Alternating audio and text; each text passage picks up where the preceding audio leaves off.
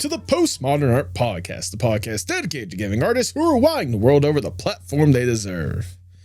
I'm your host, Nathan Ragland, and for today's episode, I have a guest whose creativity is truly intergalactic. So if it were up to me, we'd all be on a rocket ship spreading the word out about this fantastic guest I have for you today.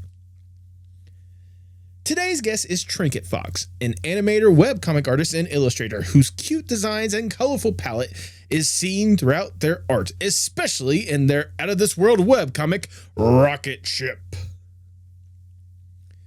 Trinket is someone that has been recommended to me a good couple times from some former guests of the podcast, so you knew it was only a matter of time before I was able to get her on the podcast. And honestly, she is such a genuine and sweet person. I'm so glad we got the chance to do this conversation, and I know you guys are going to absolutely love them today. If you enjoy our guest, please make sure you support her with the links down in the description below, especially when it comes to Rocket Ship. The link to that will be probably the first link in the description. If you enjoy the podcast, make sure you like, share, subscribe, or follow whatever audio streaming platform you prefer. Leave 5 stars wherever you can. You know I see that stuff. You know it genuinely warms my heart. And if you happen to be listening to this the weekend that it drops, I would like to recommend you guys come help support myself and my friends out with something that we're going to be doing on Sunday, February 22nd. On Sunday, February 22nd at 4 p.m. Eastern Standard Time, I will be joining my friends over on the Sleep Deprivers, where we will be raising money to help get me a new laptop. To put it bluntly, my laptop is fine, but it's getting to the point to where it's getting a little worse for wear. And so they are gracious enough to have a fundraiser going to where we can get the laptop funded so I can continue to make incredible content and podcasts and stuff for you guys. So if you guys would be so wonderful, if you are seeing this, like I said, the weekend of, I will have the link to where the stream will be happening in the description below, but please come out, support, spread the word if you can, donate if you can. Anything would be greatly appreciated. But now, without further ado, please enjoy the Postmodern Art Podcast. Do you have any questions or concerns before we get this show on the road?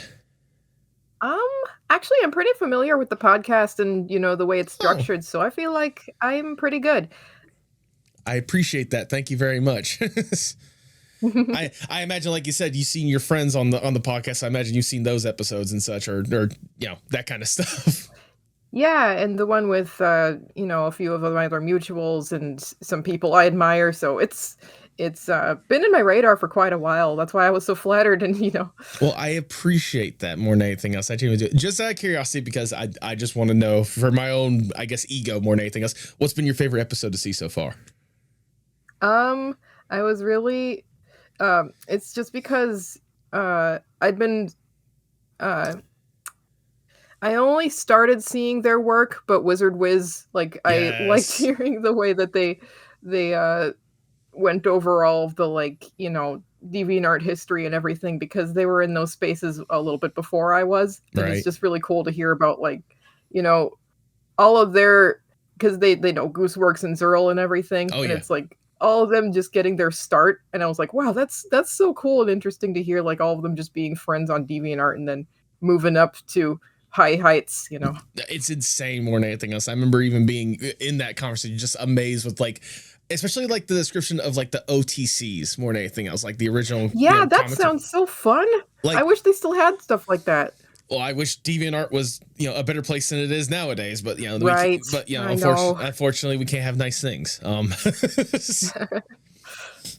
No, honestly, that was a really fun episode, and I was so glad to have Wiz on the podcast because Wiz had been showing me just a little bit of love and support as well. So it's I gotta repay that more than anything else. I gotta give that love back to them, That's so cool. Absolutely. Hey, just wanted to pop in before the episode truly does start. I forgot to mention this in the intro, but there are some times where Trinket's microphone gets a little robot-y or whatnot. It's not too bad, but I just want to give you guys that heads up and make sure you let you guys know it's nothing on your end. It's just how it happened in the recording. Okay, Trinket, before we really do get going, I must ask the icebreaker question of the podcast, if I may. Let's say you get to go to a deserted island on your own accord. It's just you alone with your thoughts. You get to kick back, relax, breathe, get to truly enjoy yourself for a little bit. With accommodations. I shouldn't say deserted island, more like personal B&B paradise away from society for a little bit, which I imagine for you is probably somewhere in space. Lovely. To make sure you don't go completely insane on this island, you can bring one piece of media or one piece of art with you to help with whatever kind of headspace you want on this island. If given this opportunity, what would that one piece be? That's such a good question. I feel like the first thing I thought of was Animal Crossing, just because I think that's kind of how we all felt when that one game came out. Like we're all isolated and everything. Yep. I would take the new Animal Crossing and I'd start it over and then and then just kind of live in that, because I would spend hours in that one. Oh, absolutely. And decorating and everything. And I would make up actually when the DLC came out where you could just decorate houses and you could make all the villagers move in with each other, I would I would decorate the houses and make up little backstories for all the villagers. Aww. Like this is the reason they moved in together and they decorated their side like this, and And they were roommates. Oh my god, they were roommates. Honestly, that is probably the most adorable answer I've heard on this podcast ever, more than anything else. But also, I mean, to be fair, go on. Cutesy, so that's very fitting. It is very fitting, Mornix, especially given like your art style and stuff more than anything else. Plus, let's be honest, especially with New Horizons, the Animal Crossing game that you're talking about and whatnot, like it's very easy to get immersed in that world more than anything else. Like to really, again, to get lost in its own like little abandoned personal B&B paradise island away from society for a little bit. It's very easy to immerse yourself in that world. So yeah, it's like a dollhouse. You can fix it up how you want. There you go. But regardless, Animal Crossing New Horizons, that is your answer. You're locking that in. I'm locking it in.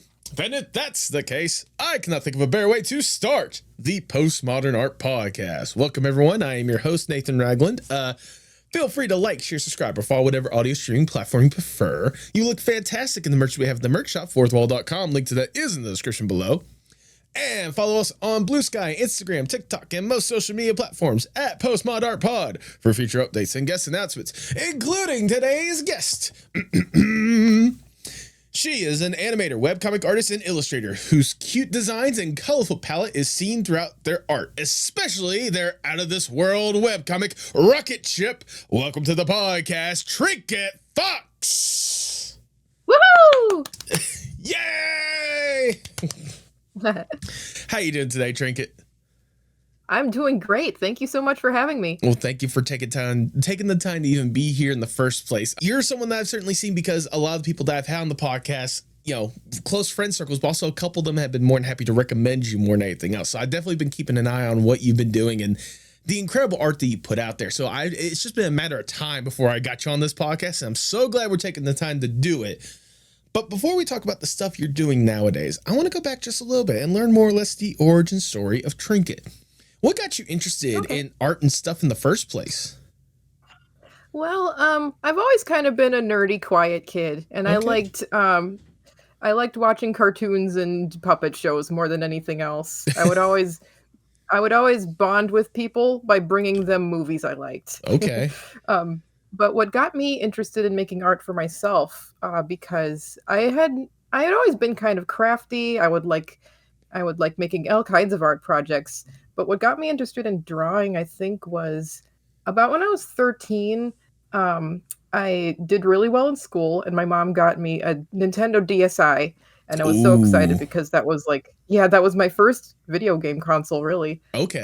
And it had a little app on there called Flipnote Studio. Yep. And you could make these little flipbook animations, and I was just enamored by it. Like you could make these little pixelated, crunchy audio music videos of like Pikachu's dancing, and I thought that was the coolest thing I'd ever seen in my life.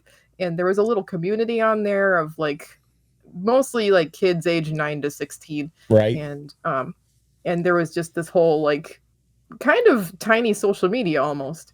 So I got really involved with that, and it exposed me to so many different like cartoons and anime and art styles of the the early 2010s kind of like anime chibi art style that I really wanted to emulate and got really used to drawing like that. And I would make all kinds of little music videos and even comics too, because Okay. if you went frame by frame, you could actually stop the animation and just draw a comic on there, and several people on there did that. So, um, that's kind of where I really realized, like, hey, all these little ideas I come up with in my head, like the stuff that 13-year-olds draw, like Pokemon stuff Right. and like OCs from your animes and everything, and little stuff like that, I was like, wow, I can actually do it. And there's other people on here doing it. And I've made some friends on there that I still know, like on Okay. social media, like um, from however long ago that was, ages ago. And that was a really cool way to get introduced to everything because it was such a small little insular place. It wasn't overwhelming and it was really accessible. Yeah. Like you couldn't make anything too in depth on there. It was kind of mostly just sketches. Of course. So it gets you used to simplifying everything. You got to draw on this tiny little screen. So I think that helped me develop my art style because I started doing stick figures on there and then moved up to more complex, like relatively complex characters. But they all had big heads, big eyes, really expressive faces, and that kind of forced me to develop a style that would be um, easy for animation, easy to redraw a lot, and noticeable from a distance. And I think that impacted it a lot. That's honestly a good mentality to have when it comes to that kind of stuff. And I think that all started with the DSI with Flipnote more than anything else when it comes to like Yeah. how you developed your style. Because obviously like you had that it's not like you didn't have the love for the art and animation. Like I said, you were able to connect with people being like, hey, I think you'd like this film, or I think you'd like this more than anything else, which I imagine that Right. that must have been just fun more than anything else to figure out like, hey, this person that you really enjoy, like they like the same thing as you, or hey, you had the right recommendation or whatnot more than anything else.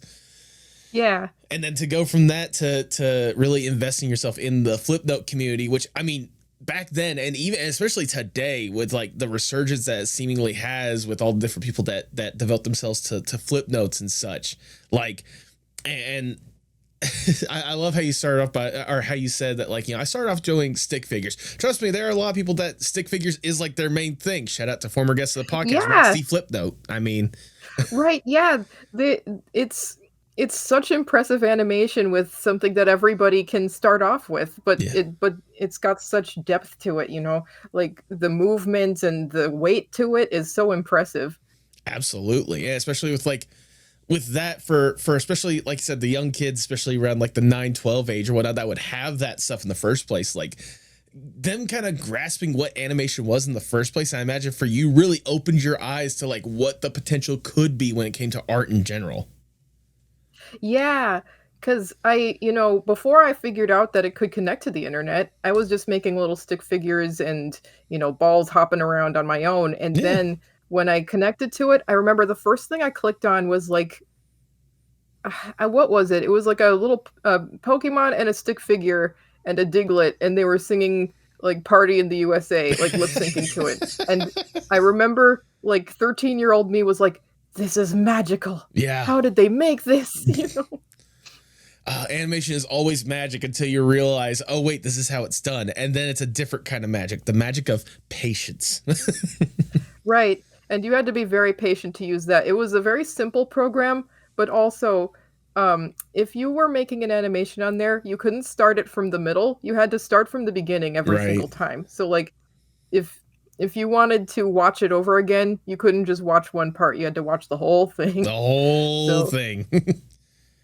and I think honestly that did add some discipline to it. You could you really kind of had to just go for it. You couldn't really plan your animations out. You kind of just had to like say like, okay, I'm gonna put the lip sync here and then just draw it, and then you check if it's right later. Giving kids the concept of storyboarding before storyboarding more than anything else. Yeah, exactly. It kind of teaches you because you need to teach yourself. Yeah. There's no instructions with it. Exactly. You just kind of have to go in there wildly and just figure out like how exactly it works and how you want to work the way that you envision it more than anything else. Yeah, and then you could like look at the ones other people were making and go frame by frame and kind of reverse engineer it. Exactly. So I'm curious. I can see how that is a major step in the right direction to being the artist that you are today. So I'm wondering, when did it go from like something that you loved and appreciated and something that you had a lot of fun with, especially with those DSI days, to a passion and wanting to make it your career? Like, when did you more or less realize like, hey, this is something that I would love to do for the rest of my life? I feel like that was just kind of the natural progression of it.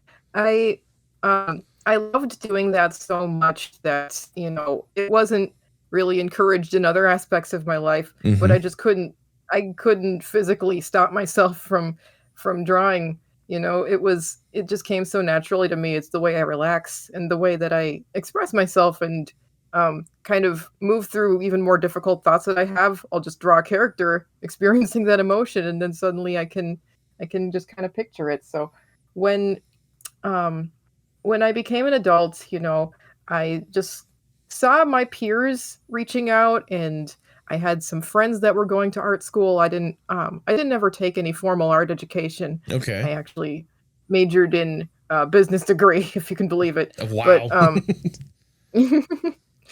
but just seeing my peers and all the cool stuff they were doing, I still wanted to get involved. So um, I would see cool projects that were going on, and I'd try to become part of it. I was part of a few reanimated projects. Right. Um, I would make just animatics by myself for fun, um, and I had made a few comics all the way from back then. After Flipnote got deleted because it was if the servers for the DS weren't up anymore, Right. they I just kind of moved on to DeviantArt for a very short amount of time, um, because I was kind of there at the tail end of when it was becoming popular. I Right. wasn't really super involved in the community. I wish I had been there earlier just because I hear about so much cool stuff with it. I'm But right there with you, especially someone that talks to so many different people that were there when it was in its boom period or whatnot. right. Excuse me. Oh, you're But good. then I pretty much went straight from there to Tumblr, and Okay. that's where that's where a few of my friends from school were using it, and they would post art there too. So I really liked the tagging system. I liked that you could Yes. just click on a fandom and see all the stuff that was involved with that, and see all the fan art and everything. And I was very involved in fandoms for a long time. I would draw a lot for um, Undertale specifically. There I you think go. that that's what got me a lot of my online following was the Undertale fan art, Okay. because I made this one comic. It wasn't even it wasn't even a good comic. I didn't even spend like any time on it, but it was Sans. It was that part at the end where Frisk goes into Sans's hallway and Sans judges them, and it was a joke about how about how Frisk like had had done a genocide route but only spared the Vulcans, and Sans was just annoyed by them because that's such a stupid thing to do, and he but that he couldn't fight them because technically they didn't finish the No Mercy route. So, but people really loved that comic. It got everywhere. It got reposted everywhere on Pinterest, on iFunny, on Reddit, Jeez. everywhere, and it got so far that like 4 years later, I had stumbled onto just randomly a German dubbed animation of that comic. Like somebody had fully animated it and somebody else had dubbed it into German, and I just happened to run into it. And I thought, nobody told me they were making this. What the heck? That's the beauty of the internet more than anything else. When something that you had didn't put a whole lot of effort into it just kind of gets unleashed into the world and develops a life on its own, to where again you only figured out about it because you stumbled upon a German dub of an animation of the comic that you made. It was so surreal. It's like, wow, that when you put something on the internet, it belongs to the internet. I think Yeah. that was the lesson I got from that. Yes, that is quite possibly the smartest lesson anyone can learn when they get on the internet. When you put it on the internet, it's not yours anymore. It's the internet's. Right. I was going to make the joke of it like, your comic made it or whatnot when it made it to iFunny more than anything else. Because iFunny is like the ultimate filter when it comes to like, if the general audience can find it funny, it's going to be posted on there more than anything else. Right. But the fact, yeah, because go on. one time I tried to show it to my friends and I didn't have it saved anymore, so when I looked it up, the only version I could find had the iFunny logo. Was the one with the iFunny watermark at like the very bottom of it or whatnot? Yeah. Jesus. Oh goodness, it's so weird how the internet works like that more than anything else. Like it genuinely does. Like it is a unique beast that we choose not to question more than we probably should. Yeah. For better or for worse, you know. For better or for worse. Oh. But even then, like the fact that that seems to be like your biggest splash, I guess, when it comes, especially early on, more or less, seeing how involved with the fandom that the fandom kind of took it and make it a life on its own. I would argue you're still kind of in fandoms with a couple things I did want to bring up more, but I at least want to say, what is it about fandoms in general that kind of creatively like gets you going when it comes to, comics or animation and such? I guess it's started kind of off as a writing exercise. Whenever I really, really like something, ever since I was a kid, I would always think to myself, okay, but how would I do it though? Like, even if I love something, how would I write it to be more to my taste? Right. Or if I really don't like something, how would I take it and make it into something I do like? I really like doing that with pretty much everything, just because it teaches me more about my own tastes and everything, and I feel like it's a good writing exercise in general. So whenever I do that, I end up coming up with scenarios that I just need to put out there. That's why I make so many comics about pretty much everything that I became a fan of in media, just because it's it's in my head and I got to get it out. It's more of an impulse than anything else. No, it's extremely valid. I mean, we kind of illustrated the biggest early one or whatnot when it came to Undertale. I know the biggest one that I tend to associate with you these days, at least, is your Amazing Digital Circus fandom more than anything else. Oh, yeah. Yeah, that one's been really fun. Oh, I can only imagine, especially with like the world that Gooseworks has kind of created, like the amount of creativity, especially like you saying that like you like to figure out how you could tinker around with it and make it like your own in a way. There's a lot of room for creativity with a world like the Amazing Digital Circus more than anything else. Yeah, whenever there's something like that where it's more like a playground, you can just like put a whole lot of different ideas into, because the show, I love it, but it's going to be so short that I feel like it's basically begging for you to like come up with, okay, but what if they did this? What if they went on this kind of adventure? There's so many possibilities. It's like, and I thought that was really fun. The world is so massive, and we're only looking at quite possibly just a sliver of what this world is looking like with just Polony's existence in the circus. Because especially seeing like how many people may have come and gone through the circus itself beforehand or whatnot. And Lord knows what's going to happen with the finale. Because in fact, at the time we're recording, we're like 2 episodes away from what's supposed to be the last episode. So like there's a lot. Yeah, and I can't even begin to predict what's going to happen. I know, right? Especially at this point, like, because again, at the time we're recording this is after episode 7. So it's like, with 2 episodes left, with possibly an hour's worth of content left, how are they going to take this thing to the end? Because there are so many ways that they could go, and I'm all for it, whatever way they take it. I have faith in it, but I'm scared. I think that's just anytime you watch The Amazing Digital Circus. I have faith in it, but I'm scared. Right. Oh, goodness. I mean, especially seeing some of the art that you've been able to put forth with it or whatnot, I will say, one of my personal favorite pieces that I ever saw with you when it comes to The Amazing Digital Circus is you taking it and putting another ending in there or whatnot, namely finding a way to mend The Amazing Digital Circus with the end of Evangelion. How in the world did that concept even come to you in the first place? Oh my gosh. I only just recently watched Evangelion, and I was talking about it with my friends, and I I don't know. It's one of those things where you're in a conversation with your friends and an inside joke just gets layers upon layers, and we just ended up on that somehow. I don't remember exactly how it went, but the when I got that mental picture, it was so funny to me that I just had to make it real and also importantly, post it without a caption or explanation because I want people to just wonder what the heck that is. Why do you need a caption? Just the image alone that speaks a million words more than anything else. All right, like you've done the job. Everyone else can just have fun with it, however they want to interpret it. I feel like to bring it back to my original stuff, it was never something that I wanted to shy away from. Was like engaging with other art that I really liked because Right. I found most of my favorite original artists from their fan work. Yeah. Like, even when I was younger and I wasn't really involved with the DeviantArt fandoms or community a whole lot, I would still look on DeviantArt a whole lot, and I would start by looking up fan art of my favorite shows, and then when I really liked the person's art style, I would just look through their whole gallery, and then I'd see like, oh hey, they made an original comic. I wanna look at that because Right. I like their other stuff, and that always introduced me to so many really cool people. I remember there is on YouTube when I really liked the Ina series, by Joel Yes. G.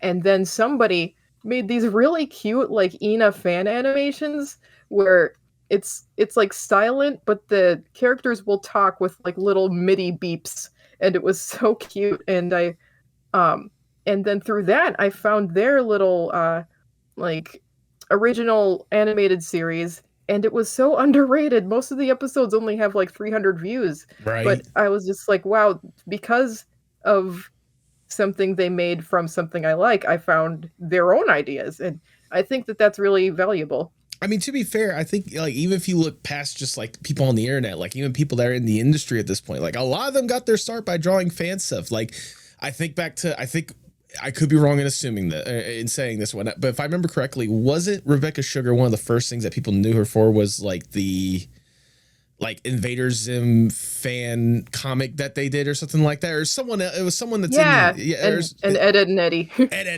there you go. But yeah, like there's someone like the fact that they had posted that stuff online or whatnot, and then they get the point to like make their own series and stuff and such, like it's a testament that like fandoms, it can certainly lead you to a million different directions when it comes to like what you want to do, what inspires you to make further art and do more than that. I mean, again, I imagine there's probably some people that knew about your art because of your fandom when it comes to either Undertale or the Amazing Digital Circus, and then they see some of the original stuff that you post, and it's like, oh wait, no, this artist is actually like really cool. What? Huh? Yeah, I've actually had people come to me and say like, "Hey, I followed you for Digital Circus, and then I checked out Rocket Ship." Yeah. I mean, And actually, I think that that's very valuable too because I feel like fan work has a reputation for like something that only, like obsessive nerds and I mean to some extent that is true, but also, I feel like especially now with how the internet connects creators with fans, I feel Yep. like that's a really cool way to get people to know each other that wouldn't have originally. I know that the reason I met Peyton was because he made the first fan art of Rocket Ship, and Oh wow. I was like, wow, that was so cool to me. And then I checked out like, oh hey, he's got a comic too. And then through that we became friends. Yep. Shout out to guest of the podcast, Peyton Partyhorn. Wonderful person. One of the most talented artists I know. Absolutely. Like genuinely, absolutely.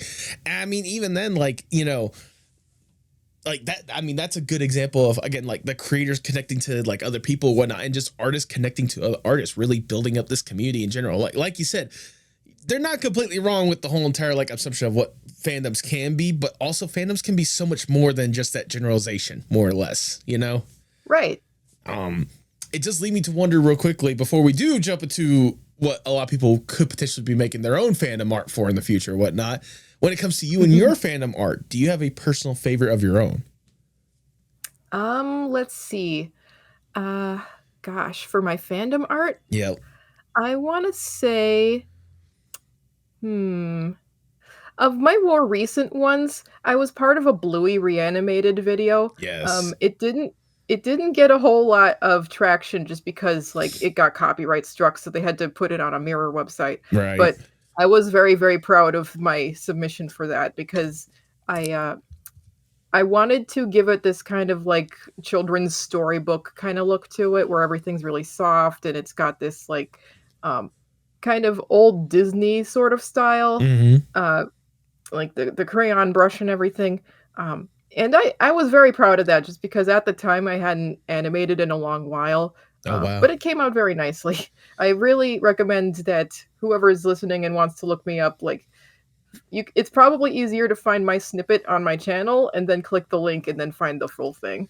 Oh, absolutely. I mean, to be fair, I was also gonna, if it's cool with you, I was gonna have the clip also playing as we were talking about it, so people can Oh, see it. absolutely. And I'm also gonna make sure to link that full Bluey reanimated in the description below, so that people can go find it. Because I mean, I can only imagine, given other reanimated projects I've talked about on this podcast or whatnot, the amount of people that put so much love and passion into this project in the first place. It needs to be seen more than anything else.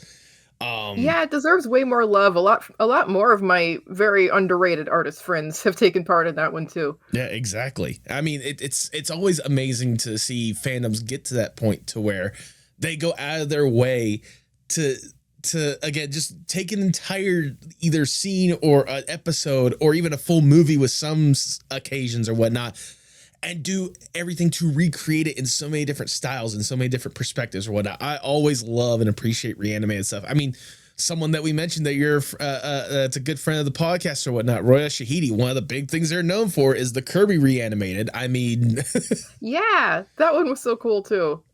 it was absolutely insane. And the fact that people probably still talk about it more than anything else is a testament to how incredible reanimated projects can be in the first place. Yeah, that one was so in depth. It really was. But even then, like, yeah, hearing what you did with the Bluey reanimator or whatnot, it does also lead me to a question that I did also want to emphasize, but I think we'll emphasize that when we actually talk about the stuff that you're doing originally, more or less. Okay. Because I think it kind of leans into that more than anything else. But on top of all the fandom stuff, you're able to find a way to etch out your own incredible little niche comic, potential animated thing. I want to talk about the amazing, sweet, colorful, delightful, insane, out of this world concept that is Rocket Chip. Wow, thank you so much. Oh yeah, no, absolutely. Now, for people that have no idea what in the world I'm even talking about in the first place, how would you describe Rocket Chip? Oh man, I came up with a really good alliteration tagline for it a long time ago. Let me see if I can remember. It's like it's a silly, sweet, slightly surreal sci-fi series. There you go. It's a story about a loner lost alien who escaped from her planet and feels lost in the galaxy. She accidentally rescues a broken robot from the garbage dump, and even though they've got kind of opposite personalities, they find a lot in common because, they both kind of feel lost in the whole big world. And so they're unlikely friends and they go off together to find a new place where they feel like they fit in. That is, like you said, a sweet, almost satisfying sci-fi concept that if people are not already on board for, just from that description alone, they need to get on board for some of the other aspects that you have more than anything else when it comes to this. Because I have quickly fallen in love with Rocket Chip more than anything else. Like, it is a very easy, comfortable comfy read more than anything else for me when I'm just going through it more than anything else. Thank you very much. It's a very simple story, and that's on purpose. Yeah. I wanted it to be that, like, you could just look at the characters and tell kind of what's going on just based on their facial expressions.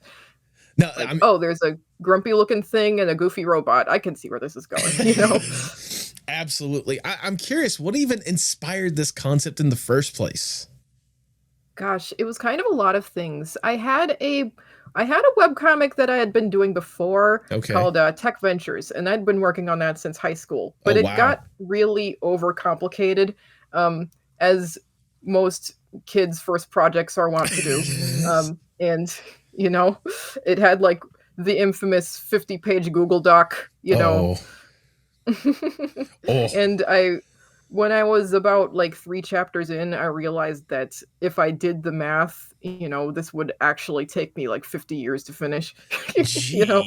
Um, jeez. and for anyone listening who's starting off a project, you gotta realize that before you get too far in, because it's really easy to to plan too much and psych yourself out. It's Um, always fun to think about all the cool stuff you can do, but you first need to also think about how easy would it be, or is it possible for me to tell the story in its fullest in an appropriate amount of time without it being too convoluted or too confusing. right, because the more I worked on it, the more I would get really frustrated with that, And for a long time, afterward, I considered it, like, oh, maybe I'm just not good at making a long form comic. No. Um, and and so I just focused on fandom stuff because it was, let's be real, it gave me a little bit more instant gratification, Yeah. to be honest. Yeah. But yeah, but when I really got an interesting idea for an original project again, it was kind of based on the original comic. I wanted to Okay. take some of the ideas I did from there, but simplify it a lot, like lower the cast down to 2 main characters, and because uh, eventually the comic was going to be like introduce a robot character and have a similar theme, Mm-hmm. but it was going to take a long way to get there. But in this one, I was like, I want to just skip to the robot part. I want to just Yeah. skip to the thing that feels the most exciting. And um, and that was based on a whole lot of things. Chip herself um, is based on. At the time, I was taking in a lot of media by Osamu Tezuka, um, like Astro Boy. Unico actually is the most. There's a movie called Unico and the Island of Magic, and Okay. that's one of my favorite movies, and it really inspired me because I love the way that Tezuka would make a really tragic, emotional story with such adorable, cute characters. It was it was very inspiring to me just because, my my art style is just naturally very cute. That's Mm-hmm. just the way it developed, but I wanted to write, not limit myself to just writing stuff where there's no conflict or emotional stakes. So when I read those, I was like, that was there's this brings forth to me so many really cool ideas that I'd love to see, especially because besides Tezuka's work and Astro Boy clearly Right. inspired Chip on a surface level, but I would also think about other sci-fi media I really liked. Certain books and TV shows, especially light sci-fi. The kind of lighthearted, goofy stuff Oh, of course. that um, that uh, isn't just Star Wars, but like more lighthearted things. And um, that got me thinking about the usual sci-fi tropes. Mm-hmm. They're always. I feel like the main thing I wanted to do with Chip, I've always really liked robot characters, Right. and um, and I kept thinking about how the usual robot story goes that they start off all emotionless, and then they're like, oh, but then they learn to love and they learn to feel emotions, and I just had this thought one time of what if the robot already had human emotions and didn't want them? Right. Because emotions are really inconvenient, like Yep. if you have a job to do, if you just need to get down and get something done, having emotions can be really difficult to deal with, especially. Very limiting for getting the Yeah, job done. exactly. So I thought about that a lot, and I ended up kind of developing this mental health metaphor, with because that's very clearly what's going on with Chip herself, like the whole thing of she feels like she's got to be happy all the time Right. and get everything, perfect the first time because that's what robots do. And if robots don't do that, then they're broken. And I don't want to be broken, It's freaking Chips is always like la la la. I gotta be happy all the time. Da, da, da, da, da. Exactly. And then the whole deleting the memories thing, Yep. because um, that actually started off as a kind of wish fulfillment thing. Like, wouldn't you do that sometimes if you had the ability? Just like something really embarrassingly awful happens, and you're like, I would just be happier if I just deleted that from my brain. Right. Be so easy just to be like just boop, Anyways, what were we talking about? Exactly. What's going on here?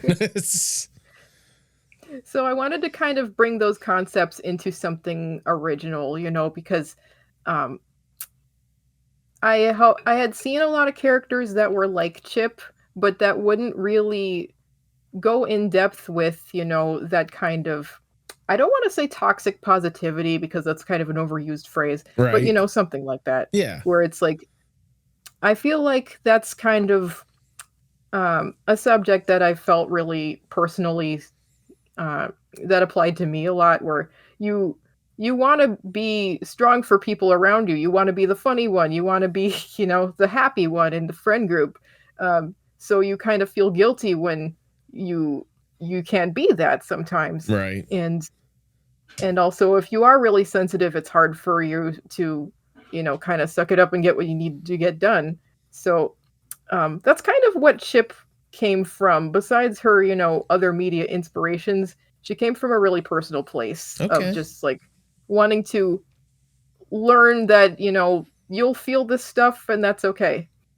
Yeah. And I imagine a Rocket as well is probably a further extension of that, or at least like the more human aspect of it, especially with the dichotomy that you have between Chip and Rocket, kind of the introvert extrovert kind of, meshing of the two personalities. Yeah, exactly. Rocket, on the other hand of Chip, is just pretty much more me. Chip is like an abstraction of me, and Rocket is very me. Like I, I feel like the comic is just me talking to myself most of the time. Isn't that just most of media at the end of the day, Honestly, that's a good point. Also, I just can't help but think of the clip from Cars or whatnot. Just that if you keep talking to yourself, people are gonna think you're crazy. Thanks for the advice, ma'am. What? I wasn't talking to you. Right, that's how it feels. But I mean, even then, the way that you're able to express, like, really showcasing yourself at the end of the day, or like mentally how you can be with like these two fun characters in this insane literal universe of a world that you have more than anything else. Like, it's really fun that, especially at this point, I feel like we've only like scratched the surface with what we could potentially see more than anything else when it comes to this universe at the end of the day. But we've already experienced so much with what you've got put out there more than anything else. Like, I can only imagine for you, like how much of a fun, somewhat of a therapy session, I guess, at the end of the day, but how much of a fun experience it is for you to be able to tell this story, and especially in this unique universe you've developed for them. It's really important to me. I feel like more than anything else, even for myself, it's especially the most recent chapter. It's very vulnerable for Yeah. me, to come out and like express something that I feel like I haven't really seen in most other things, especially, like 'cause I feel like Rocket Ship, it's not for kids, it's not a kid's story, but there's not Right. really anything in it that a kid couldn't see. Exactly. It could be on Cartoon Network or something. If it was a show, it would be, probably at the same level as Adventure Time. Yeah. But um but it's with concepts that I feel like took me a long time to realize for myself. And then when I realize like, hey, people are kind of, this has a little bit of a community of people that like this thing. And I thought I could do something good with this. I could use this to express some ideas that took me a long time to figure out for myself after a lot of self introspection and, media and the kind of stuff I'm interested in. It's helped me a lot. Even simple lessons like that can be internalized and help you feel better about yourself. So I thought that that would be a really good way for me to, do something meaningful with this story. Would like in the most recent chapter, it's the most emotional one yet, and that's kind of where everything comes to a head. It's been building up for the whole thing. Right. That in the first chapter, it's that like, oh, Rocket and Chip are very different people, but they kind of have the same situation, and that's what brings them together. Um, Rocket is functionally a human, Mm-hmm. even though she's a cat thing. Right. Truthfully, the story wouldn't be that much different if she was a Yeah. human. I just think She's drawing cats are fun. yeah, she's a human, more or less. Right. But it hasn't really been much of a source of conflict up till now. It's just been like something part of their characters that they both, when Rocket first sees Chip deleting her own memories, Rocket doesn't really like say anything because she thinks to herself like, okay, well, I don't have any room to judge anyway. I'm not great at dealing with stuff either. Right. But it all kind of comes to a big point of conflict in the chapter 5 because they've both at this point gone through so many awful, like scary situations that Rocket kind of resents that Chip is not participating in this with her. It's like, you can delete this stuff, but I can't, and now I feel like I can't talk to you about anything, Right. And for the first time, because Chip's been on her own for so long, she's never really had to deal with the consequences of what somebody else, how they're impacted by what she's doing. And Chip can't really understand this. She's like, well, what do you want me to be sad? It's like, you want me sad? Kinda, yeah, that would help more or less. Like, you need to deal with things on a conscious level at some point, but that's very difficult for some people to do, and it kind of just, that's where they split up for the first time. The titular Rocket Chip, they are separate in this chapter, but I felt like that was really important for them. They are Rocket Chip now instead with a space this time. Yeah, there a lot of space, definitely. Given that they're out in space anyways, no, but like it all connects. No, I mean, like it's always very interesting to kind of like what on the surface, like you said, is a very simple concept can turn out to be something that's so very deep and meaningful, especially if you break it down with like you'd said, like this is you in a way compartmentalizing, or just basically like bringing into comic form kind of a mental struggle that you've personally had or whatnot, and like having that really butt heads in a way in a universe like this, in a very specific scenario like this or whatnot, especially one like you said with like the robot basically acting like a robot when it's also not really a robot at the end of the day, with like how it kind of carries itself in a way, because it's not like any of the other robots that we see throughout the rest of the series more than anything else.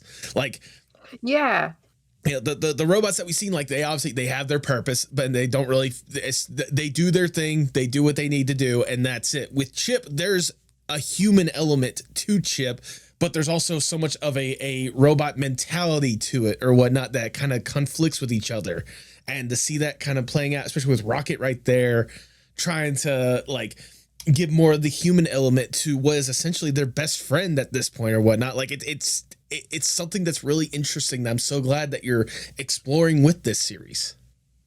Thank you. Yeah, it's something that I feel like this recent chapter has been the most emotional it'll get for a while now. After this, there's going to be some more lighthearted ones again, like chapter 3, where they're kind of just playing around.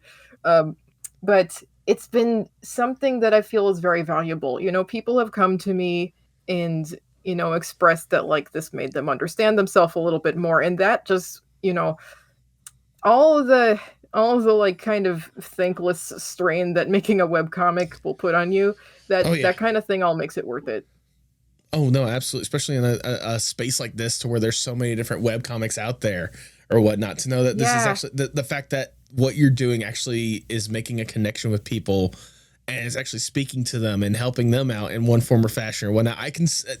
I'm the same way when it comes to this podcast or whatnot, like, with especially in a space like this where there are so many podcasts out there. The fact that my podcast can at least speak to a few people and help them out with like what they're doing and like inspire them to go forth and make what they want to make or whatnot. Like, yeah, I can understand where you're coming from, especially with something that like we've already established is something that's very personal to you, given how much of yourself that you're basically putting out there on full display in the form of a cat alien being and a humanoid robot. Yeah, it's something very special. I feel very, that's something really important to me, that, even if there's something out there that exists that's kind of like your thing, you still got to make it yourself, just because you've got a voice that nobody else is going to replicate. Yeah. I think that that's really important. I've always been the kind of person to where it's like, if there's something out there that you want to see out there in the world, go ahead and make it, because for all you know, no one else is going to.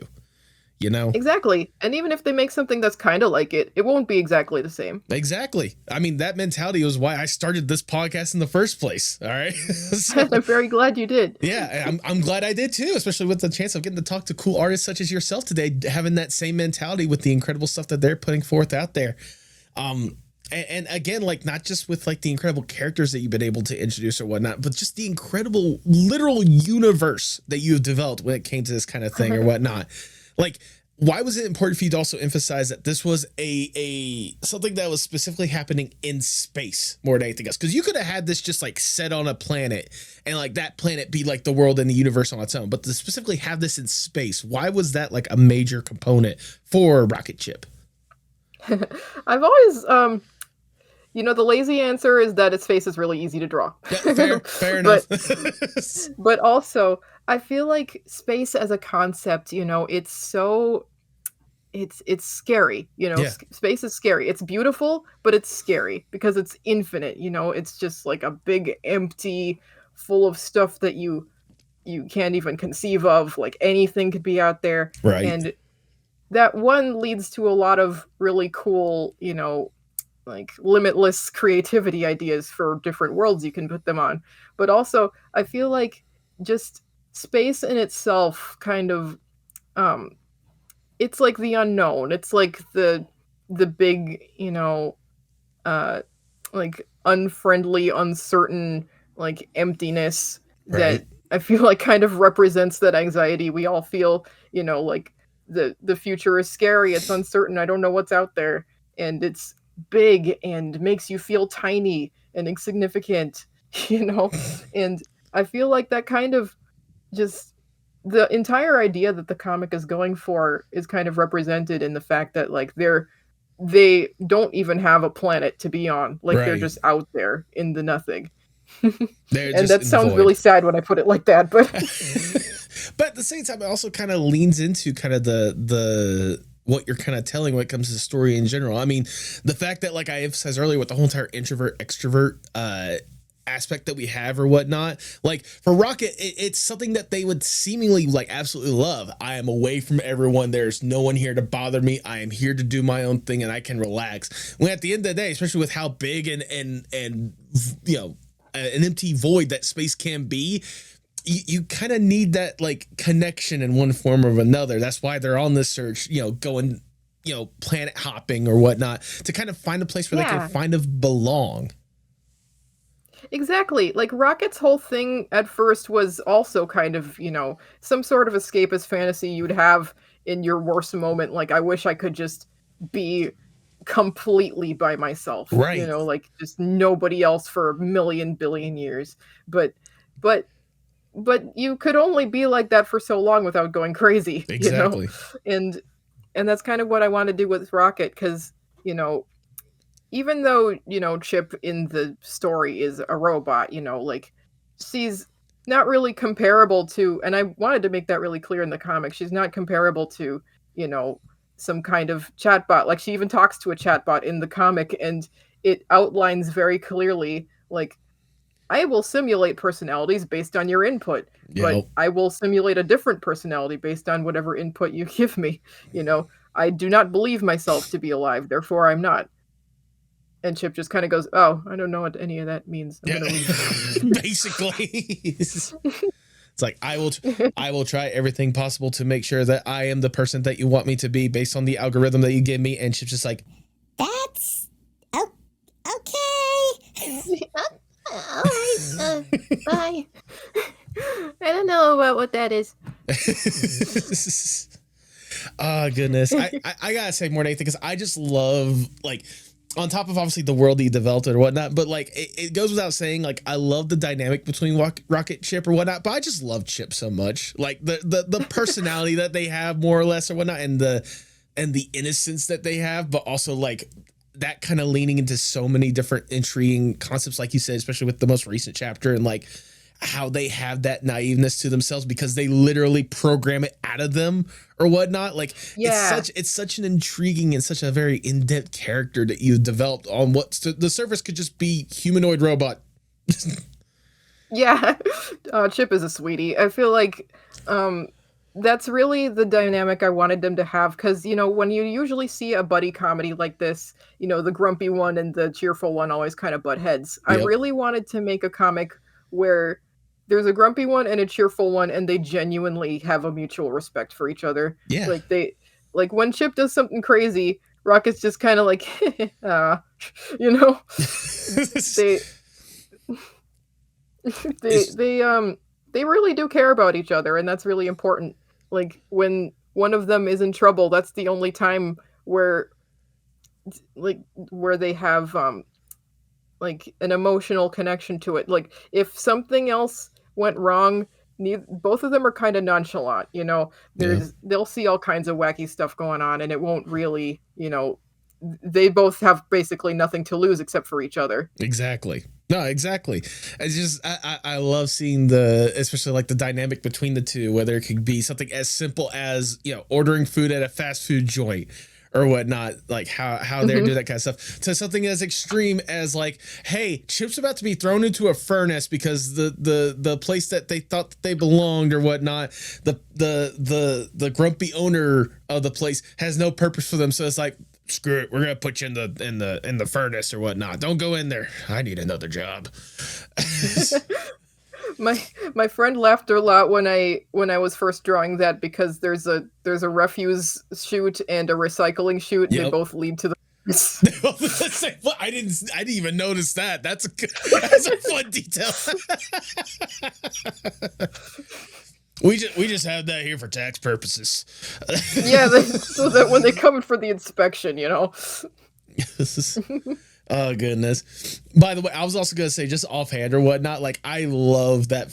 Me personally, the first chapter has been my favorite one. Like I love the worlds that we explore with the subsequent chapters or whatnot, but that first interaction between the two, and especially for me personally, the first chapter has been my favorite so far. But I mean, it's like literally this when it comes to like which one's the favorite or whatnot. Like they're so closely contested or whatnot, because it's just that good. But for me personally, it's just I love the like I said, the owner of like the robot place or whatnot, partially because like I see that and I just envision a voice, and the voice actor in me really hopes that there's a comic dub of this someday, because I would love to provide a voice for it, more or less. Oh my gosh, that would be perfect. When I've actually recently I have been really trying to get things together to make a comic dub. I actually want to color in the comic, like kind of fix up some of the earliest art a little bit, not like totally redraw it, but just get it up to just clean it up a little. Yeah, and then I would really, really like to dub it and put it on my YouTube channel, just because I feel like I love comic dubs. I love comic dubs of other things, so why not make one myself because it would get more people interested in the comic, probably. Absolutely. Well, if you're looking for someone to be the grumpy old robot owner or whatnot, it's a job I'll do, whatever it needs to be. That's absolutely perfect, because all of my friends were like, "Oh yeah, let's do the voices together," but I didn't have anyone in mind for him, so that would be perfect. Oh, there you go. I have sold myself, people. Oh my goodness! Like I'm already excited just even thinking about it. Like I would love to see that, because I know you've already tinkered a little bit when it comes to animating this as well or whatnot. One of the comics that you did or whatnot is how big is the universe or whatnot, and really bringing that little concept to life in animated form or whatnot. I would love to see more of that just in general, or just like, bringing a new life to this fun comic series or whatnot. I mean, I imagine for you, as you keep developing Rocket Ship or whatnot, like, is that something that you'd love to see potentially doing in the future, bringing it to a more animated light in one form or fashion? I've actually tried to myself. It's just that it takes so long. Oh, yeah. I would love to, though. Gosh, I mean, if I had the resources, I would want to hire all my friends and just make make this be a whole mini series or something. It's not out of the realm of possibility, I guess. Right. No, absolutely. Especially with like the amount of love that's already in for this, and the fact that you got people that I imagine some of your friends, if you had mentioned this to them, like they should be like, yeah, just let me help. I'm more than happy to bring this thing to life. Let's do this. Let's go. I mean, yeah, because Peyton's actually made a couple of little animations of those too, and adapted the style perfectly. So if I was gonna, gosh, if I had $1 million, I'd just pay Peyton to make the whole thing. I mean, to be fair, this is Peyton we're talking about here. Like, whether it be the comic stuff or the animated stuff, like they knock it out of the park every single time. Yeah, probably could make the whole thing. But I mean, regardless, like, especially with all that you have been able to put forth, and especially all the stuff that you've been able to bring to life in one form or fashion, I am curious with, especially because this is something that you've developed years into at this point. Correct me if I'm wrong. The first couple ones was what, 2021, 2022? Yeah. And that was just with this comic. That's not including the years that you had worked on the previous one, Tech Venture, that led to eventually this creation or whatnot. So I'm curious. Yeah. Is there a personal favorite moment or a personal favorite strip for what you've been able to put forth so far with Rocket Chip? Let's see. Because you mentioned that the first one was your favorite. Yes. I feel like that was really important that I make it like just kind of come out of the park swinging. Because the first one was the one that I spent the most time developing. I had so many different versions of that story. Like at first it was going to be that Rocket actually worked at the robot like warehouse or whatever that is, and was like looking for robot parts to like go recycle, and then met Chip and like just kind of became attached. And then later on, I wanted to simplify it more and more and just make it so that like you could read it real quickly, understand what was going on really quickly, no unnecessary added baggage. And I think that that's why it was so effective for me. Most people that I talk to who make a really long form thing like this really don't like their first attempt at it. And for me, it's kind of the opposite. I honestly feel like chapter 1 is one of the strongest ones. Okay. But let's see. I think when you ask me what my favorite moment is in isolation, the first thing I think of is the part in, I think it was chapter 2, where Rocket says like, oh, you got a lot of rocks. Which one's your favorite? And Chip drops all the rocks and says, "You're my favorite." and Rocket just says, "What? Shut up." No, I was gonna say, honestly, I'm so glad you mentioned that, because that led me to another one, my personal favorite moment, or at least my personal favorite panel. And I made sure to screenshot this because I wanted to make sure that I put it right here when I'm putting it in the general chat. This right here is my personal favorite, just strip or whatnot. I found so many cool rocks. I wanted Chip to have some kind of like really silly interest like that, like of all things rocks. Yep. I mean, there would be a lot of cool rocks in all these planets. There would be, yeah, especially all the different places, especially like, when you have so many different, a literal universe of possibilities. Yeah, there's going to be a lot of very interesting rocks in one form or fashion, including, like, for example, a diamond planet where it even rains diamonds and pierces the armor or pierces the skin of Chip more than anything else, which is a really scary thought. I'm scared to know that if a human was going to be on there, how quickly they would die. Probably immediately. Although there are planets that actually rain diamonds. That's a real thing. No, I don't doubt that. I'm just saying, like, imagine if humans are in a place like that and it's like, oh my god. Yeah, probably shouldn't go, even though it would probably look really cool. It would look amazing. I can only imagine how rich they would be for like a second before they're gets a whole nother meaning to Blood Diamond more than anything else, like so much risk, so much reward. Hopefully. Hopefully. But even then, just like I love that they have that Chip has that hyperfixation, which just comes to just rocks in general more than anything else. Yeah. Well, I especially love, what was it, like how it leads to like so many different interactions with other people. Like for example, chapter 3 with the at the beginning of it with rigmarole, rigmarole or whatnot, just like the obsession that he has with the rocks. And then, like, for example, having Rocket just be like, "I'll trade you a rock for Chip," and Rocket's just like, "Actually, nah, they're worth at least 3 rocks." It's a joke. Yeah, it's a joke. That was one of the first jokes I came up with for this thing, actually. It's like a long time ago. Oh, that's like, Chip's worth at least 3 rocks. And the Chip just like, I am offended. I am offended. I'm worth at least 50 rocks. Goodness. But I mean, I kind of illustrated this when it came to the animated aspect or whatnot as well. But I'm curious, like, obviously, there's a lot they've already invested in Rocket Ship. I can only imagine how much more you want to tell when it comes to this story, but also, like, not make it overly complicated like you kind of had with Tech Venture more than anything else. Right. What's the hope that you have as you go forth and bring this story more and more to the masses or whatnot? Like, what's the story that you want to tell with Rocket Ship? You mean like the main thesis? Yeah.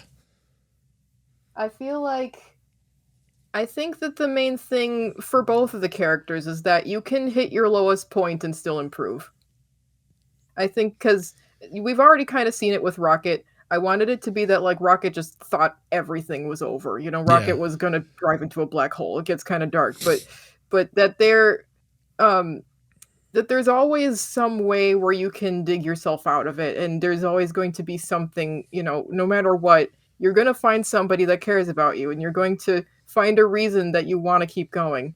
And I think that, you know, that's already kind of come to a head with Rocket in Chapter 5, you know, and with Chip, you know, she's a little bit further behind in her emotional development, but that's going to be a big thing where, like, you know, you deserve to exist, basically, is the main idea I want to get through with this one. Absolutely. And I guess to go even a little further with that, like, when it comes to the main thesis, I imagine that's a story that you want to tell. So I'm curious when it comes to, like, the actual delivery with it. When it's all said and done, like, what do you hope to have accomplished with Rocket Ship? Oh, yeah. The comic, as it is almost half done, I want to say. I have 12 chapters planned for it, and I'm starting chapter 6 right now, and it's actually going to introduce, like, a third, like, a Teatrieri character to the duo. She's not going to, like, live with them or anything, but she's going to be really important. I've kind of drawn her in some like supplementary drawings to the comic so far, but she's going to, like, become a mainstay, where she's like a computer scientist to contrast Rocket being an engineer, and they kind of, like, work together on stuff and find out more about Chip through that way. Okay. So that's going to be really fun. There's going to be 12 chapters in total. The last one's going to be really, really long, so maybe I'll call that Rocket Ship the movie, even though it's a comic. Rocket Ship, the extraterrestrial story or whatnot, because something cool like that. It's extra compared to what we've already seen when it comes to the extraterrestrial. Extraterrestrial. There we go. No, that's impressive, and I already can't wait to see. Given what you've already been able to tell with the story, I can't wait to see how far you get to go with this, and just the wild and insane adventure that you've been able to have when it comes to this more or less words. They are wonderful. But like also leads me to wonder as well, like when it comes to your own personal journey and your own personal, like, wild and wacky adventure or whatnot, like taking a step back and thinking to, you know, where you started, you know, just being a person that loved animation and wanted to share it with friends and do little doodles in Racksteed and not Racksteed. Sorry, that's shouting at the guests again, but doing little doodles and Flipnotes and such, to here you are right now putting forth an incredible story and potentially doing a lot more with it. Are you more or less surprised with how much you've grown as an artist? Yeah, and as a person. I feel like both kind of go hand in hand, and I always feel like I just feel like a completely different person than I was, you know, when I started it, or even like last year, just because, you know, the experiences we go through just make you become, you know, you learn more and you become better, and it becomes easier to deal with things. I feel like while I work on the comic, the things that the characters will go through will kind of mirror what I'm going through while I'm drawing it, even though I planned this story ages ago. Oh, wow. Like whatever like current arc I'm working on will be like, wow, I'm kind of going through something like this right now, even though I wrote most of the story when I first came up with it back in like 2022. Wow. I want to say. Wow. And to see it just kind of years later being like, wow, this story actually connects with me more, huh? Yeah, exactly. It's like it connects with me more now than when I first came up with it. That being said, I would like to think of some way to, like, increase the pace with making the comic when I think about how long it's taken at this point. Well, yeah. Making comics takes a long time. Yeah, it does. I mean, I imagine, again, I've talked to a lot of people on this podcast that have taken years just to get their ideas out there, even in the first place, let alone be as far in as you have or whatnot. So like, it doesn't surprise me that it's taken as long as it has, but also like, I can understand where you're coming from, being like, I love this story so much and I want to get it out there more or less. Right. I want to make sure that, I don't want to move on to something else before, I get through what I want to tell with this story because, um, I I feel like, this at the current moment is my best idea, but I've got a lot more in me, Okay. and I would love be able um, to be able to finish this and call it done and have it there and be like, "Hey, look, this is a completed thing." Because I don't really have a long form project like that. My previous attempts were always, like I'd get a couple chapters in and realize it was just too big for me. Right. But with this one, I really feel like, it's reached a good pace with that. That's actually something else I wanted to bring up earlier. Okay. At first, this was gonna be a game, believe it or not. Oh, wow. I Yeah, I was really into the Sam& Max series, and it got me Yes. interested in point and click adventure games, and so I was trying to make one myself, like a really, really simple one, and Okay. so I came up with I had already come up with Rocket Ship, and I wanted to use them, but I hadn't come up with their full story yet, so I Okay. came up with a couple of, like, fun little planets they could go on, and, like, you can click on the planets and explore them, like a really simple little thing, and then from there, I was like, "Huh, like, I need to, like, write all this down before I make this thing. Right. Otherwise, you know, I'll make it too big again, and I'll get overwhelmed." So I 'cause I tend to ramble, you could probably tell from this whole thing. Um, but yeah, so you know, I started with thinking like, "Okay, how did these 2 meet?" Because at first um, I hadn't, planned on making it an intro for how they met. I was just gonna start it off in the middle and be like, "This is their dynamic," Right. and imply they've been friends for a while. But when I really first started thinking about how they first met, I just kinda drew it out, and I didn't draw it as a structured, like, comic with panels. I kinda Mm-hmm. just drew a bunch of doodles on a canvas and then cropped it. That's why that's actually why it's pixelated. I drew it in an Oh, aliasing brush because I was working on the game because it was gonna have pixel art, and so I just made a big canvas and drew a bunch of doodles in the aliasing brush, and that's kind of why also the first few pages of the comic are like that. okay. Um, they're really, really sketchy and rough, and I forgot what font I was using halfway through, and I used a different one. Um, I did notice but the changing in the fonts or whatnot. That was the thing I did notice with that. yeah, actually, that's a lot of why I wanna redo the first few pages, Okay. honestly, because but that's kind of a point I wanted to bring up, for anyone who's listening to this and is interested in comics. That is the entire reason why Rocket Ship became what it is, because I just started off with no expectations. I started it with, like, "Okay, I'm just gonna doodle this random thing and have it done," and I didn't have any, like, big I wasn't putting a lot on it. Mm-hmm. I wasn't thinking, "This is gonna be my big magnum opus with, with all this cool stuff, and it's gonna lead to a big cartoon industry." I was just thinking like, "Okay, I've got this little story in my head. I'm gonna doodle it and post it." Um, and that made it so that it didn't become a huge deal in my head, and I didn't Okay. make it really important and psych myself out and make all these plans. Um, and then that's the reason why it's the way it is just because I started really, really simple, and it wasn't even intentional, but that's just kinda how it turned out.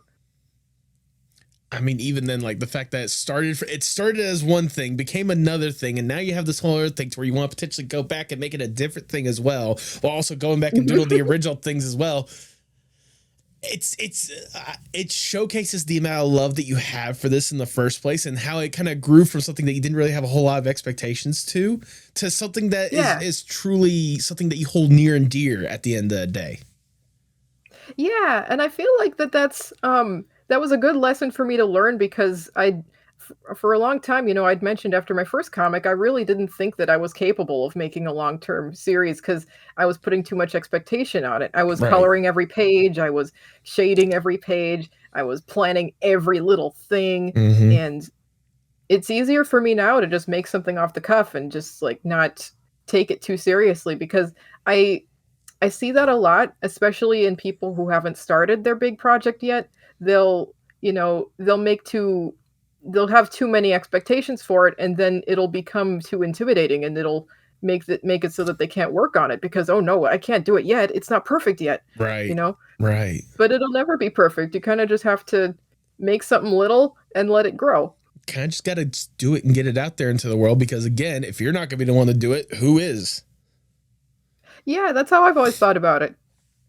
It's a good mentality, and seeing how much it has been able to grow, and here you are right now getting the chance to talk about it with and having so many ideas yet to go and so many like incredible things to put forth in this fun little concept or whatnot. Like, it's really exciting to hear about in the first place, and I know I'm genuinely excited to see what's going to be happening next, whether it be with the comics or whether it be, the comic dubs, or even if you do finally get a chance to make that game a reality, more or less, at the end of the day. I should post some of the I made a lot of art for it back in the day. And I actually made a whole programmed version of their bedroom, like the little ship room with the cat table in it and the TV and everything. You can actually click on it and Chip will comment on everything in there. But that's as far as I got, honestly. I mean, I still think even just showcasing that or whatnot, I think a lot of people are going to love those designs at the end of the day. I mean, especially with, like you said, it being pixel art or whatnot, seeing what we have seen with your design, with your art style in the first place or whatnot, seeing that in pixel form, that's just magnifique. Thank you. Yeah, I should definitely try that at some point. Absolutely. Well, if I may, for this next question, then what if we just went a little bit more above and beyond what we have been able to talk about? Because Trinket, I want to give you more or less the dream scenario with this next question, if I may. Okay. Let's say I am Big Shot Mr. Moneybags. I come to you like, look, Trinket, we have seen what you've been able to accomplish with Rocket Chip and just your art in general. We know there is a gold mine of just incredible content that you can put out there into the world. You just need a little extra push, a little extra platform to get you to where you need to be. We have access to everyone and anyone in whatever industry possible, and more money that there should be possible. You probably should be giving that back to some of the animators and such. Make sure they have a nice little living wage, be able to get insurance and a place to live more than anything else. Hashtag stay with animation forever and always. I know as an accounting major or whatnot, it's probably not the best thing to tell you, but I mean, it seems a little far-fetched or whatnot. But, work with us here because it's always good to keep in mind. Always make sure that the artists get paid. Always. Oh, no, absolutely. But also, I'm telling you right now, we will focus on them. All right. That is a guarantee. We will focus on them. Right now, we just want to focus on you and you alone. If given this opportunity, what would be the dream TrinketFox project? Gosh. Let's see, because I mentioned before, it would be a dream if this rocket ship got animated. True. I feel like if I had just infinite, I would want it to be 3D animated, like Digital Circus is. Yes. I want it to be like a CG show with the stylized facial animation and everything. Okay. That would look so cool.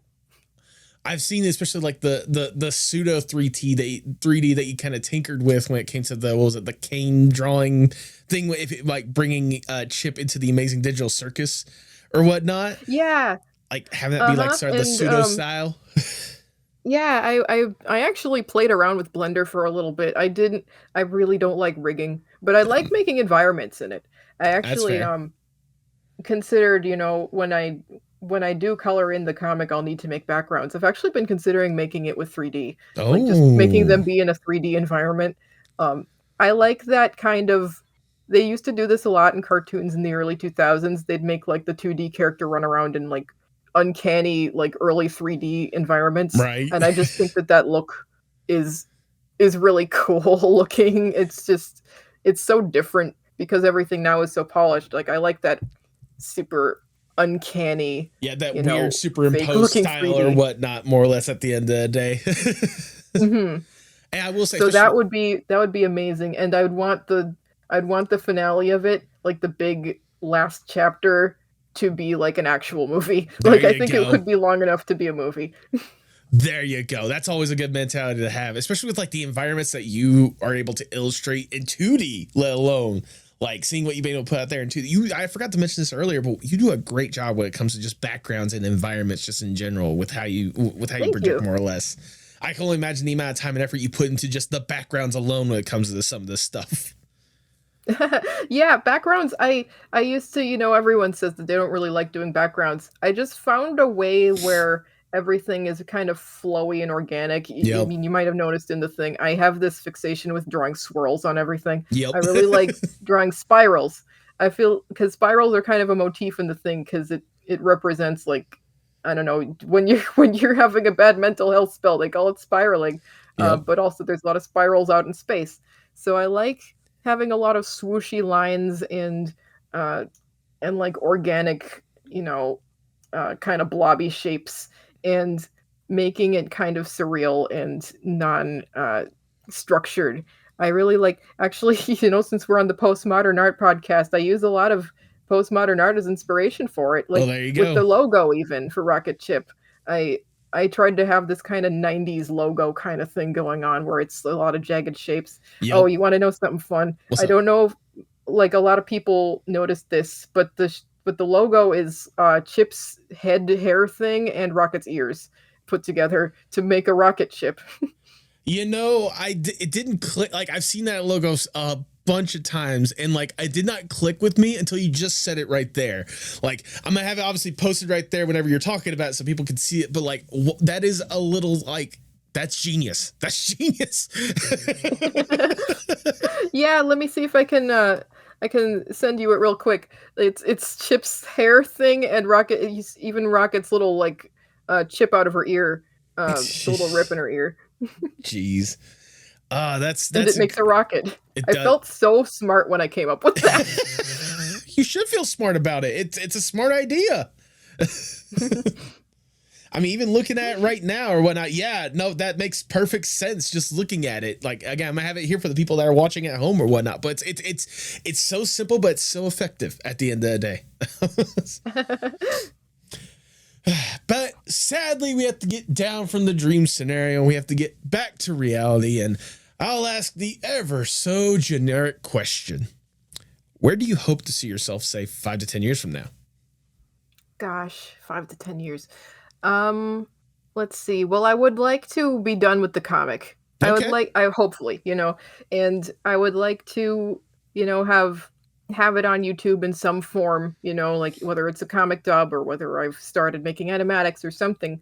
And, if I'm thinking real big, it would be really cool to get it published, like as like a physical comic or something. I don't really have the means to do it yet, but I've got a few friends that have had their comics printed out and it looks really cool and you can hold it in your hands. Yeah. That would be so cool. So if I'm thinking big, then no, honestly, that'd be a good way to think big. It just in general, more or less. I mean, especially when it comes to like the physical form, more or less. Like it's always impressive to just get it out there, but to have it physically in your hands or whatnot, that's just a whole different, just like sentimental value with what you've been able to do at the end of the day.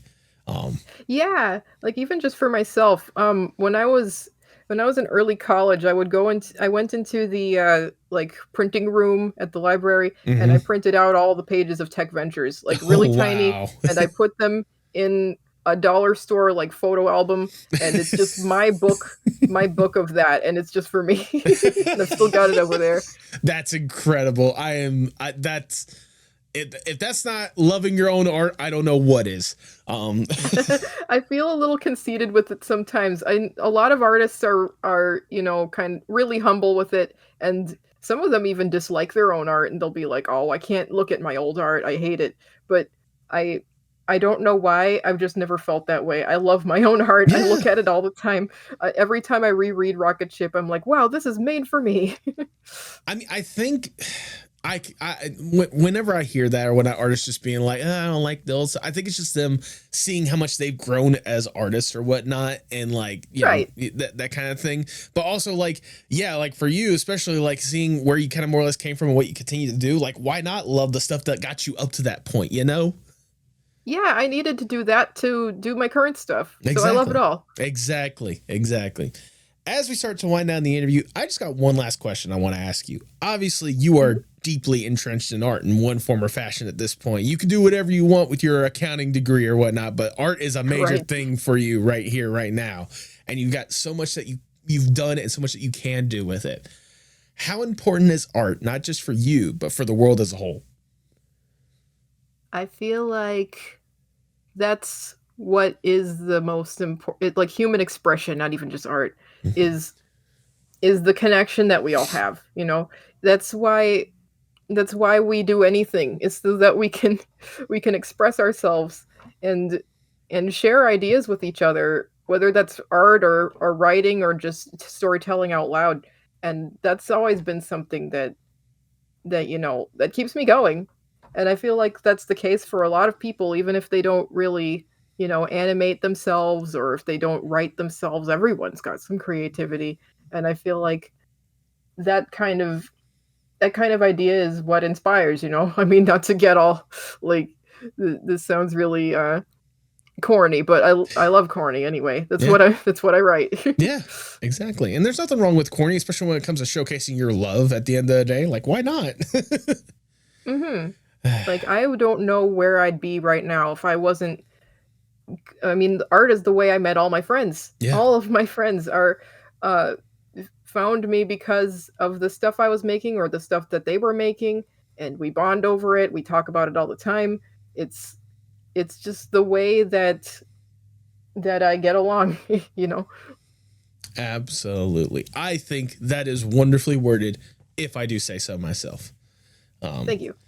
Trinket, that is all the questions I have for you today. I've already showered you with Lord knows how much praise at this point, but I'm going to shower you a little bit more. And I appreciate it so much. Absolutely. Well, get ready because you're going to get a little bit more because it's my podcast. So I do what I want.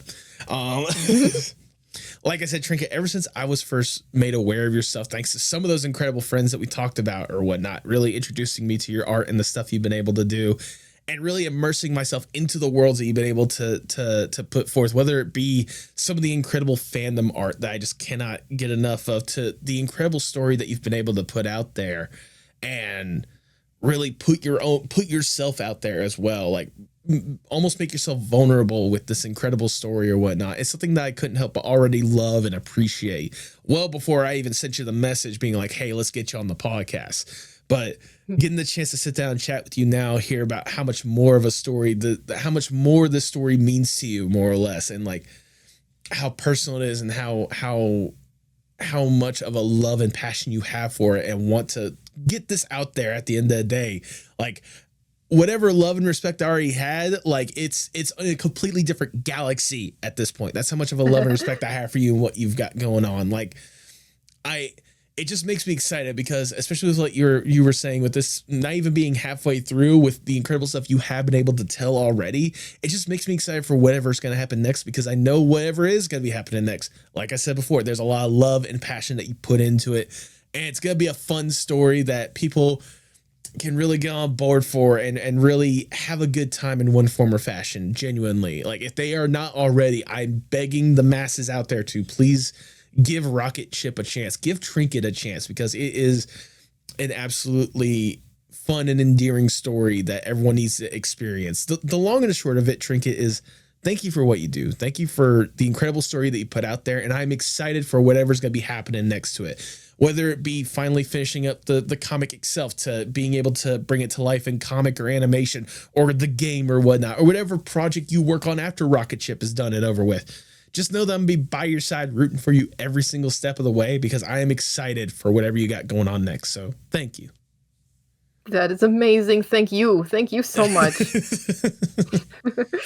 Hey, I speak nothing but the truth. I mean, I've had you here for like, what, an hour and a half at this point? Why would I lie to you at this point in the conversation? I guess so. But I appreciate it so much. It's rare that I get like somebody saying that out loud, and it feels that feels, amazing to hear. And also I'm just, it cements it in my mind, like, wow, this is a real thing. Absolutely. When you're making a comic, you're so isolated, you're just kind of working on it in silence by yourself. And once in a while you just think like, why am I spending so much time on this? But I was gonna say at the end of the day, it's very important to me. Absolutely. I was gonna say, like, it's not just with comics or whatnot. I cannot tell you the amount of times doing this podcast, interviewing people and then putting it out there or whatnot, and just kind of putting it out there in the void.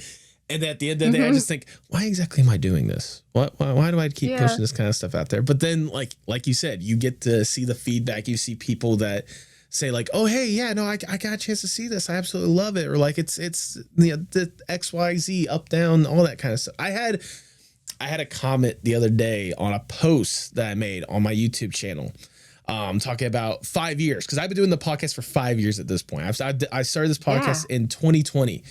I had someone go into not even a video, but like the post of me talking about 5 years of doing this podcast. And they were like, you are criminally underrated. And I'm just like, you are. I don't think that.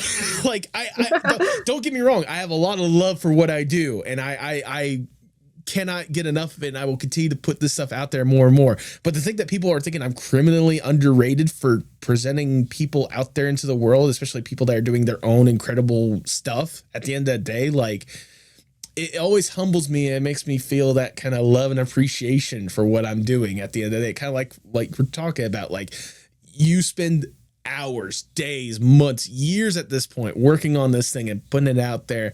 And sometimes you have that feeling of Rocket before they met Chip on that rocket ship or whatnot, just being like, I'm just like, out here.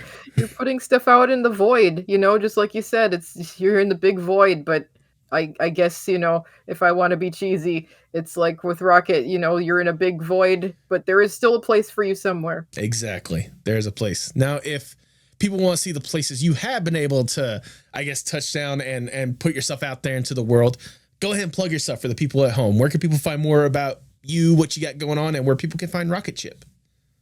Oh, yeah. Well, I'm the most active on Tumblr. I kind of just post everything on there. There you go. And I have a Blue Sky, and I sort of have a Twitter, but like I don't really use it as much, but That's it's fair. still there. And I have a YouTube channel. Same TrinketFox. I'm TrinketFox on everything except for Twitter. I mean, not Twitter. I'm TrinketFox on everything except for Tumblr. Okay. Tumblr, I'm Trinket Star. TrinketFox was taken, and I couldn't think of anything else. That's fair. That's fair. And yeah, and Rocket Chip, the best place to read it is probably on Comic Fury. Okay. That's like a comics mirroring website where all the pages are like full HD. You can read it in scroll view. And I've customized the website too, so that it looks all cool. Nice. It's got little buttons that look like the logo and everything. Exactly. So that's pretty fun. Absolutely. And I think, yeah, that's the best place to read it. Or you could read it on Tumblr. It's all still posted on there in a little bit lower res, but it's still visible. And yeah, and mostly my YouTube channel, because maybe something will be on there, pretty soon.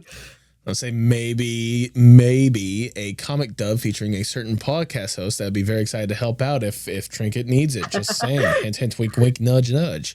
I'm going to take you up on that. Oh, no, please do. I'm being dead 100% serious when I'm saying that. Good. Do you have any final words before we sign off? If you're listening to this and you're interested in making your own comic, I know that this is the advice that everyone gives, but just do it. Yep. just do make it. Just do it. Just make make it look as simple and as sketchy and as nothing as you need it to be. Because trust me, if once you're like 200 pages in, like I got, you will be putting way too much effort into it just unconsciously. So make sure you don't start off with your best work, because you'll have to top it, and that'll be really hard. If you want an example of that, check out Rocket Chip, or check out some of the first episodes of the podcast, because they were some rough episodes at the beginning. Yeah, it's just like, I guess it's just don't be afraid to make your thing. Exactly.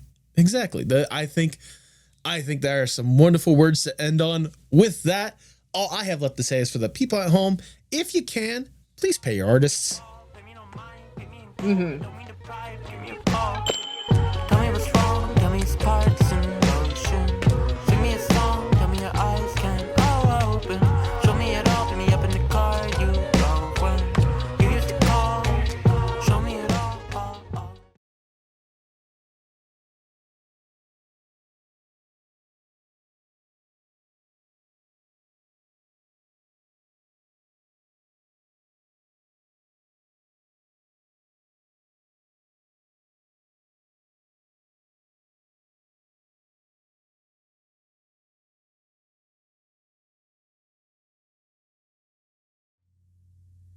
thank you so much for sticking around to the end. If this is your first time listening, I cannot tell you how much I appreciate it.